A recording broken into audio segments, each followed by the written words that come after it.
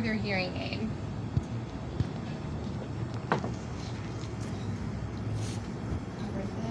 This here, if you can see it, this is a cochlear implant. That's that device on the back of someone's head. Oh, that's a cochlear implant? That's a cochlear implant, yeah. Okay. Sends sound signals to someone's brain. And then they're kind of able to hear, at least speech. And that's something, right? All right. And then, if you didn't see it, different types of vision loss. So this is that diabetic retinopathy, where if you have low blood sugar, you start losing your vision. It gets a little bit like sparkly, but also kind of cloudy, a little dark. Usually it comes back once they eat something and they get that blood sugar back under control. This is the one where it's like looking through a straw. And so the more severe it gets, the smaller your field of vision gets, and it's like looking through a straw. Cataracts, you guys know, and then macular degeneration. These black spots, they just stay right in the middle of your eye. You're not able to see around. You're not able to see around it. And so when someone's looking at you, they might look off to the side because they can see around that way. People can have multiple types of disabilities, right? But people can also have multiple types of vision loss. So we have a trainer, Chris, who she was born sighted. She's got a twin sister. I learned recently. That's important in a sec. But Chris used to work as at the airport, people down on the ground with the airplanes who were waving everybody in. And then one day she couldn't really see the plane approaching her anymore. So obviously she waited too long, but she went to the doctor and she had both retinitis pigmentosa and macular degeneration. So it's almost like she was losing her vision from the outside in and from the inside out. She's fully blind now, uses a guide dog. Her twin sister has the same exact condition. Kind of weird, right? It's not a genetic thing. Their parents didn't have vision loss. Yeah. So, face of a clock, talked about that, describe things by where on the clock those things are. Look at physical disabilities. It's a little person with a big chair.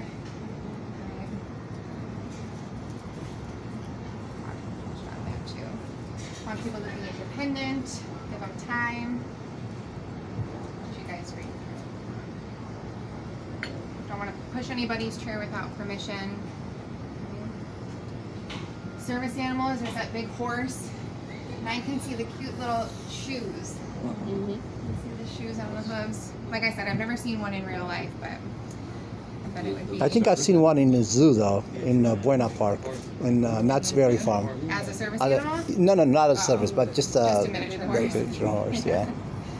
I don't know what the cleanup is like. Oh my God. I want to pet the animal. This woman pictured up here, this is Chris, who has both of those vision conditions. And that's her dog Mozart. He's not with her anymore. He passed away. So we've got cognitive disabilities. We talked about being alert. Good communication is about active listening. If someone talks slowly, they tend to understand. Remember, ask them to repeat themselves. Break things down. And here's that breaking down the wall, right? By watching and then asking and then listening and then learning. All right, let's look at some devices. Do all these look familiar? Yep. Probably, right? Yep. So you've got manual devices, right? Different types here. This kind of manual chair usually isn't used by somebody full-time, meaning they're probably able to stand up and bear at least a little bit of weight, because these chairs, they're transport wheelchairs. They're more common in hospitals or in airports, or they don't usually have seatbelts on them either. Someone might be able to maybe you can take them up the ramp in that chair, and then they're able to transfer out into the regular seat if they want to, but we still want to strap it down. These are the chairs. If someone has one of these, they're probably using it full time. Okay. This kind of chair is built totally for that person. From how big the wheels are, that their arms can reach it, to how the seat cushion is positioned and how it's built. The seat cushions are probably the most important part of this chair, because since they're sitting in the chair for so long, the seat cushion has to be molded to their body so that they don't get any sores. And so if for some reason someone's out of their chair, just make sure nothing ever falls on top of the chair, on top of the seat cushion, because if there's any kind of indent in it, it'll ruin the chair and they'll have to go through a whole process to get a new one. So this is the type of wheelchair you can't even help to push it. We shouldn't, yeah, not unless they ask you to. This one would be okay. Because I see the handle. And they have the handles there, right?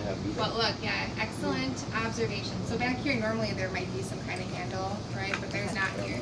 And this is a pretty low backrest. Usually on these smaller chairs, the backrest isn't nearly as high because they have their upper body strength. They're able to sit up on their own.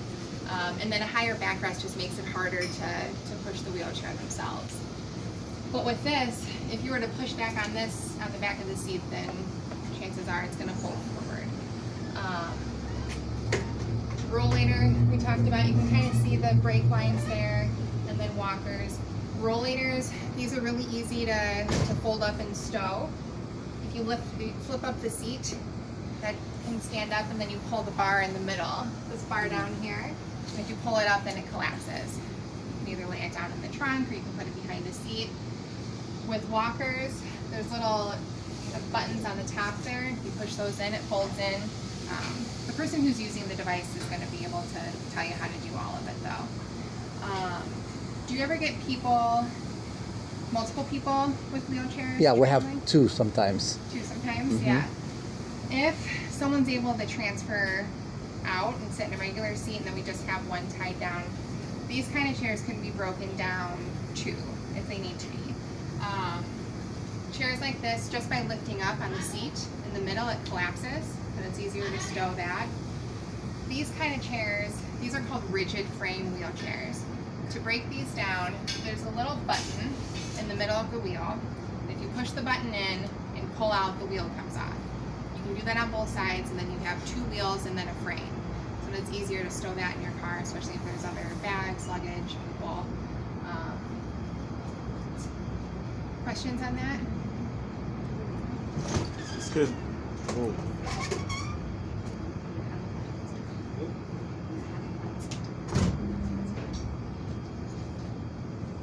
So is it still connected?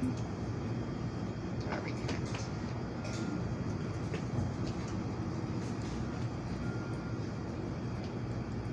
Where'd you go?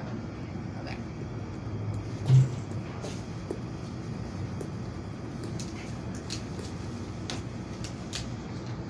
There we go. All right. So you've got your manual Hey, devices. excuse me. You say something about the wheels. There is a button you can push them. Yeah, so these, if you ever had to stow one of these chairs, they come apart and there's three pieces. The frame and then two wheels. In the middle of the wheel, there's a big button. Usually it's bigger than that usually, but it's really easy to push in. And you push in on the button, pull off the wheel, and then it'll come out of that part of the frame. It like unlocks it. By pushing that button, you're unlocking it. You can do that on both sides.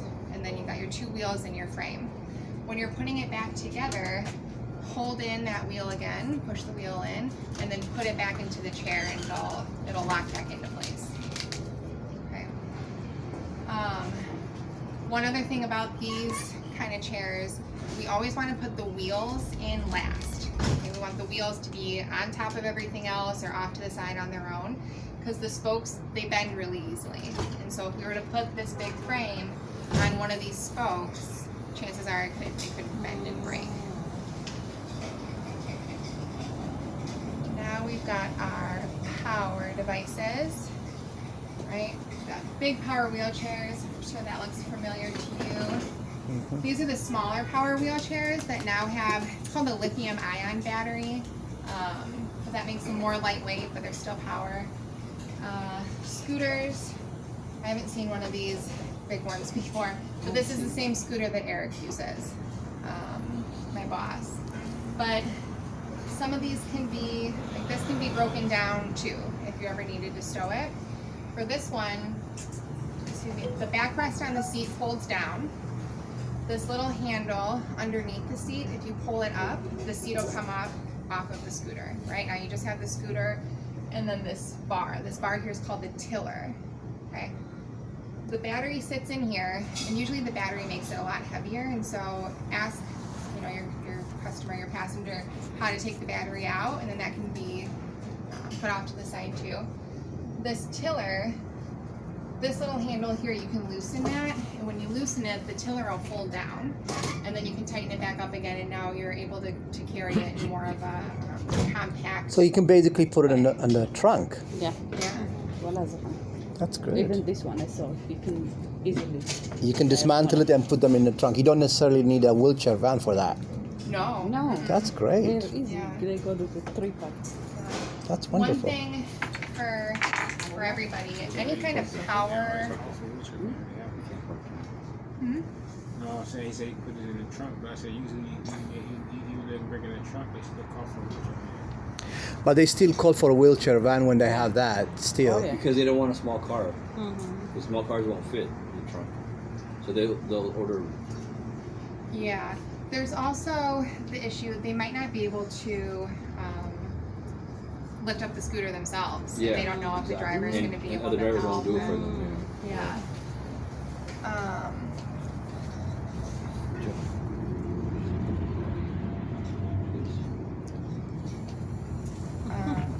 Do you want to help me for another bonus? Another bonus. Try and connect with your own action center.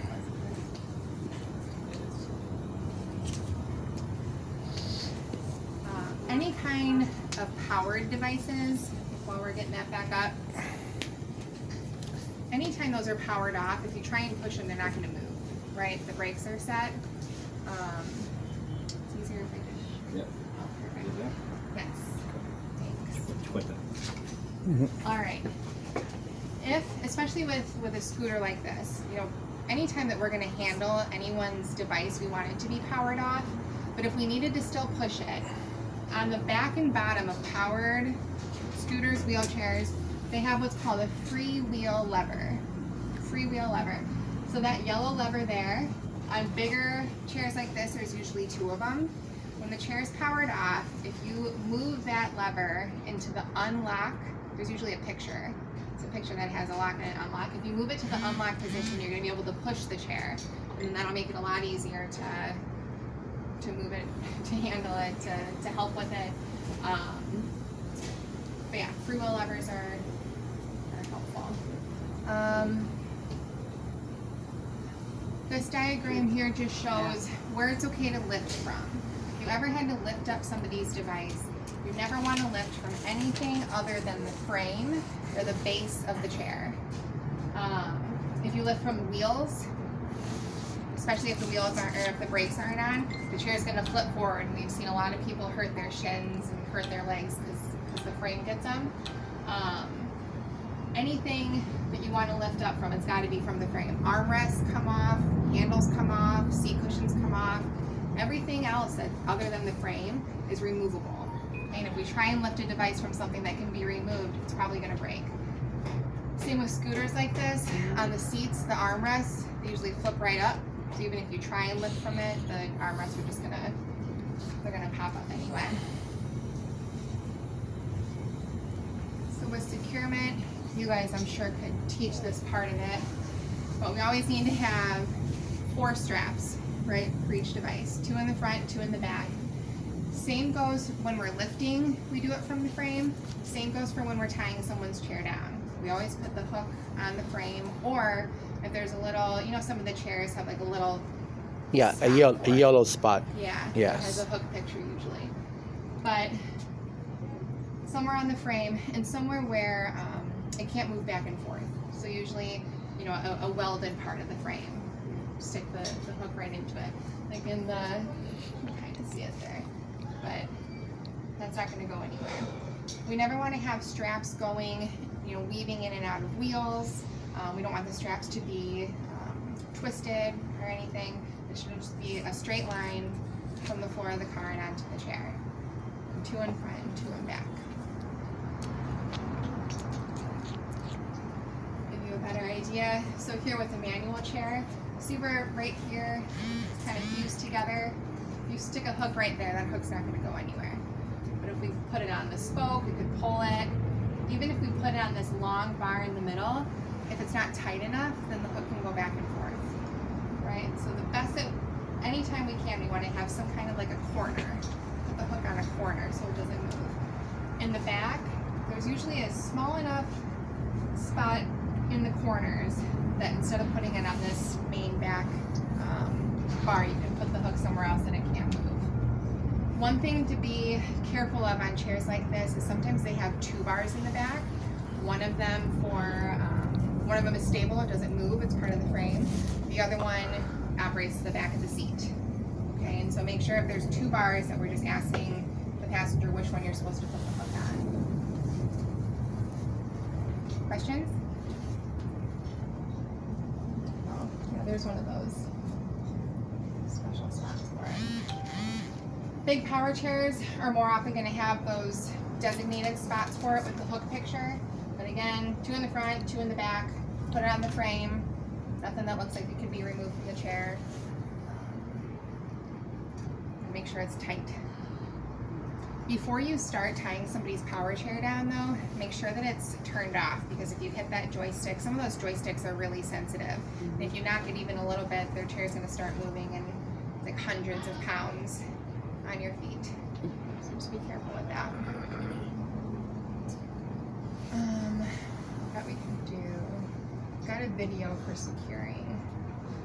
Wonder if I can.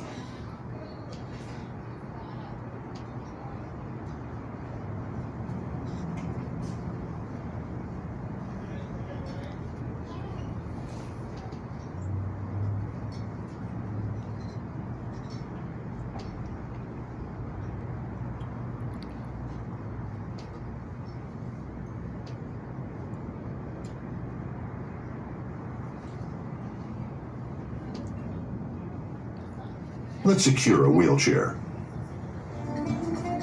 There are 3 steps to safely secure the wheelchair and passenger.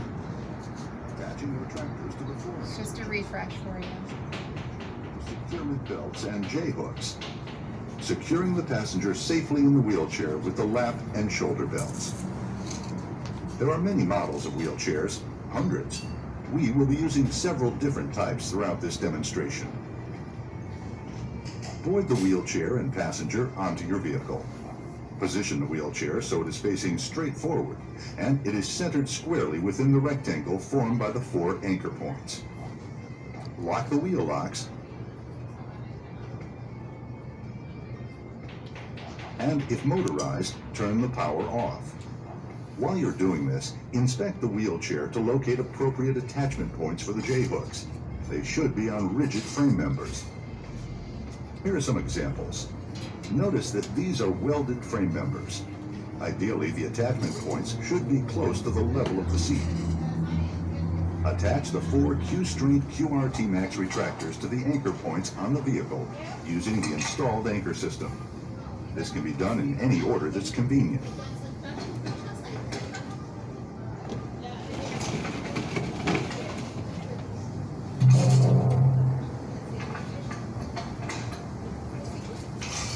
Note, on some applications, That the has a little bit more retractors may be room permanently than you attached to guys seat do. frames, Yeah. barriers, Yep. or other devices. For lateral stability, the front securements should be attached outside or wider than the width of the chair, and will angle slightly outward, up to 25 degrees, to reach the chair frame. The vertical angle of the front tie-downs from the J-hook to the anchor should be between 40 and 60 degrees. The rear retractors are positioned inside or narrower than the wheels on most chairs. For maximum safety, the rear straps should make a 30 to 45 degree angle with the floor. As each retractor is installed, ensure that it is securely attached to the anchor point by checking the positive locking indicators. Pull the belt out from each retractor and place its J-hook on the selected attachment point of the chair. The QRT Max will automatically self-tighten and self-lock. It is normal